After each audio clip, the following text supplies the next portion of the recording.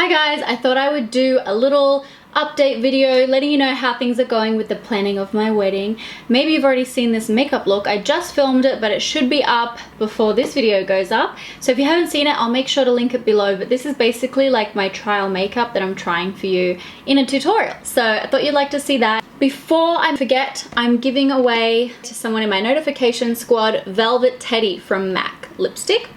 You all probably know what it looks like. It's a classic MAC lip shade and I have a spare one, so someone in my notification squad that is subscribed, has the notifications turned on, and therefore comments within the first 12 hours, please also like the video, will win this lipstick. I'll ship it anywhere in the world. Just leave a comment below. Cool. So moving on to this video, like I mentioned, I'm talking a little bit about my wedding, like I just did the wedding trial makeup, and I've also been uploading photos of me trying on wedding dresses. It's been a really fun process actually. I've enjoyed the wedding planning process. I didn't find it that hard. It's all about being proactive and just getting stuff done. Obviously the first thing you have to do is like get the date, the venue, the invitations out, and then it was all the other smaller things like the dress and food and the photographer, the celebrant, videographer, DJ, and then I've also got things like the photo booth. Small things that I've just been ticking off. I think everything is pretty much done now except the flower girls dresses. So everything's moving along fine with the wedding.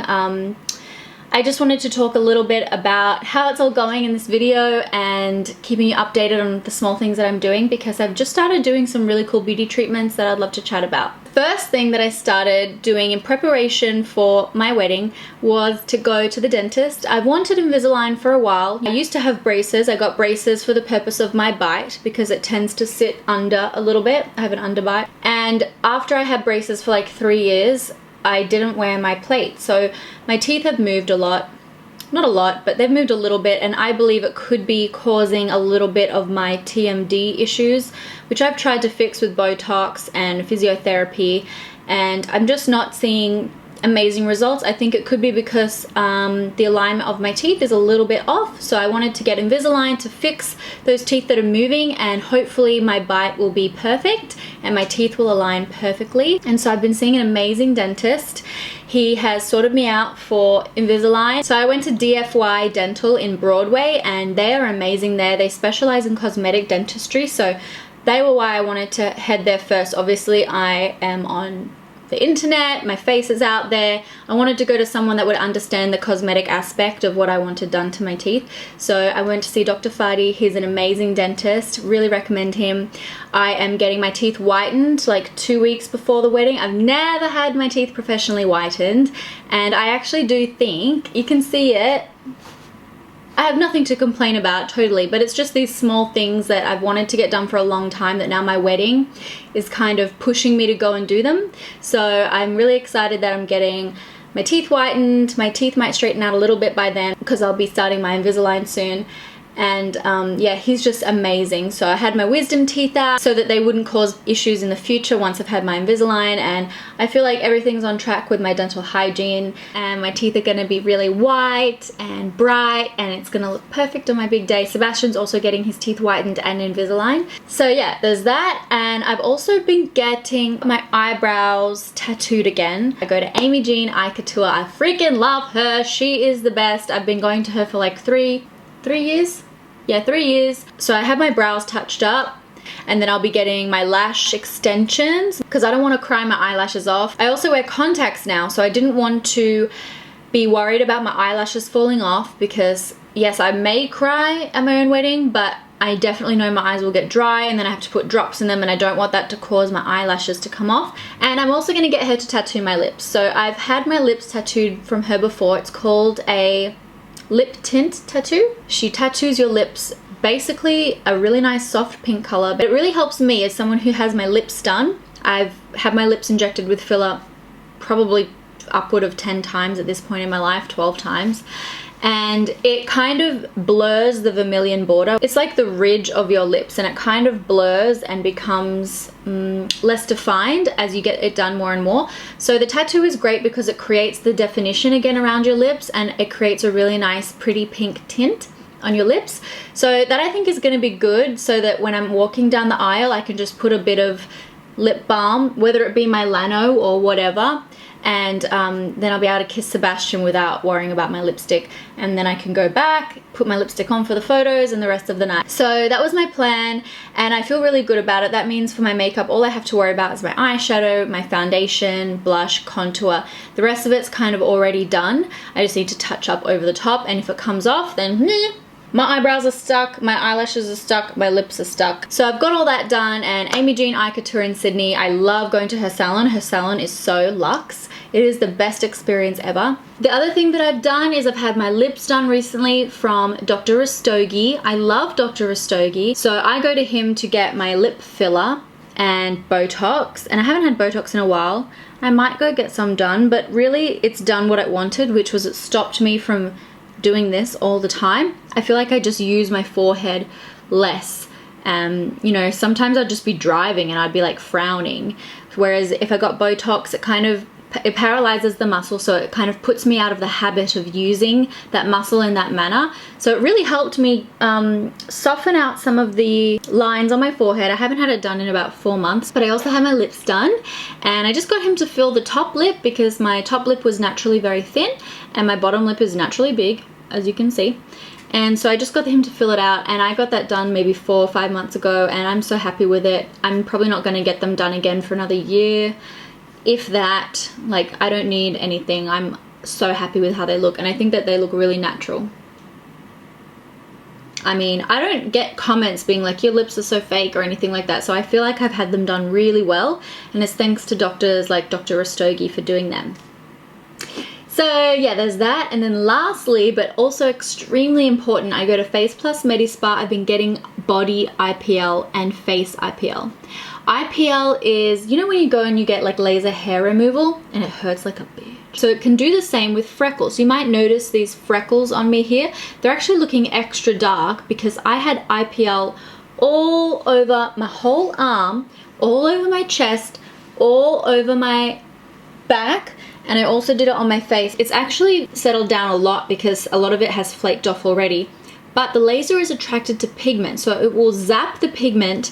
And again, you probably can't see, my arm might show a bit better, but it zaps the pigment, so the freckle, the whatever, and it brings it up to the surface, and then it kind of flakes off and you're left with much more even skin.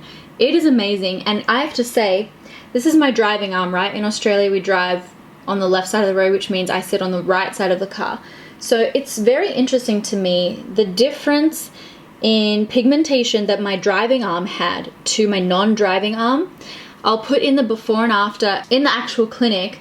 It's interesting to see my arm before and then straight after the laser picks up on the pigment. Just how much sun damage I had on this damn arm is astounding. It is the biggest shock ever. Like, I have been wearing sun cream every single day, not only because you have to wear it after getting IPL, but because I don't want any more sun damage, and I was totally unaware how sun damaged I was.